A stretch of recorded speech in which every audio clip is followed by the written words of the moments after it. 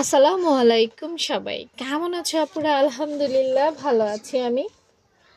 আজকে তোমাদেরকে এই সুন্দর গলার ডিজাইনটা কাটিং করে দেখাবো।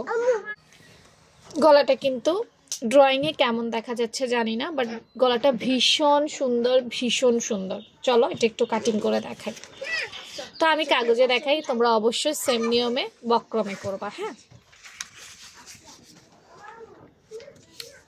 বক্রমটা ভাঁজ দিবা, ঠিক আমি যেমন কাগজটা ভাঁজ দিছি। এরপর তুমি কার জন্য তৈরি করবা, রোমাপু তো জানে না, সে অনুযায়ী পাশের মেজারমেন্ট এবং লম্বার মেজারমেন্ট নিয়ে নিতে হবে, মানে যতটুকু যার জন্য নিতে চাও। নেওয়ার পর খেয়াল করো, এটা দেখে দেখে আমরা ড্রয়িং করতে পারি। আমরা কিছুটা এইভাবে, এই দেখছ, খুব কঠিন না, একটু এভাবে করব। তারপর আমরা আবার এভাবে করব। এই দেখো হয়ে গেছে।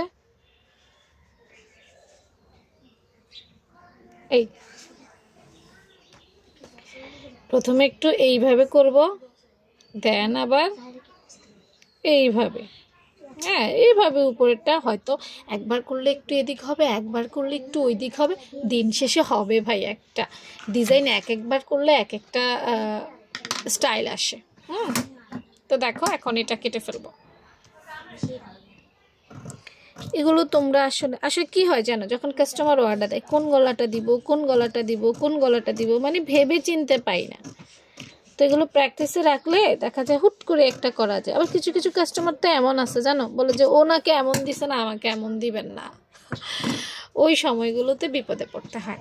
আচ্ছা, আরেকটা জিনিস বলি, সেটা হচ্ছে যে দেখো আপু তো মেজারমেন্ট জানি না তোমার কোনটা লাগবে।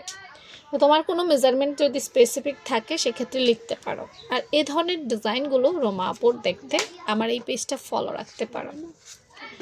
খুলে দেখি ফাইনালি লুকটা কেমন হয়েছে। এই যে সুন্দর হয়েছে না?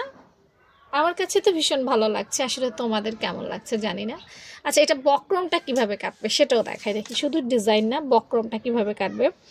এই ধরনের ডিজাইনে কখনো সেম বক্রমে কাটতে যাবা না। এই ধরনের ডিজাইনে বক্রমে এইভাবে কাটবা,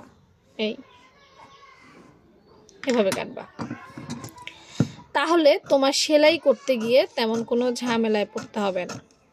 ওকে, এইভাবে কাটবা। অনেকে গলা কাটিং পারে কিন্তু পরবর্তীতে বক্রমটা সেট করা বুঝে না। এই যে বক্রমটা এভাবে কাটবা, তাইলে তুমি সেলাইটা, কাপড়ের যে পট্টিটা, এটা সুন্দর করে বসাইতে পারবা, ঝামেলায় পড়বা না। হ্যাঁ, আর এটা ভেতর থাকবে, বোঝাও যাবে না। তো ভালো থেকো সবাই, আল্লাহ হাফিজ।